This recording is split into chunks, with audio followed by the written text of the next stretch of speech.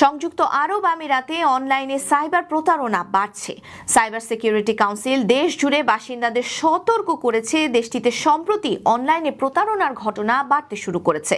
প্রতারক চক্র phone call, SMS, WhatsApp, email এবং ভুয়া ওয়েবসাইটের মাধ্যমে মানুষকে ফাঁদে ফেলছে এবং বিভিন্ন আকর্ষণীয় অফার, পুরস্কার, জরিমানা বা জরুরি বার্তার কথা বলে ব্যক্তিগত ও ব্যাংক কার্ডের তথ্য চেয়ে নিচ্ছে।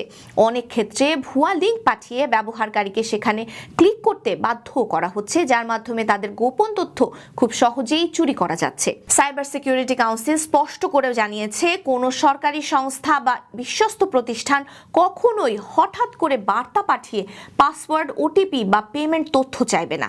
তাই এ ধরনের বার্তা পেলে সেগুলো উপেক্ষা করতে হবে। পাশাপাশি জনগণকে শক্তিশালী পাসওয়ার্ড ব্যবহার, সন্দেহজনক লিঙ্কে ক্লিক না করা এবং প্রতারণার শিকার হলে দ্রুত পুলিশ বা সংশ্লিষ্ট কর্তৃপক্ষকে জানাতে অনুরোধ করা হয়েছে।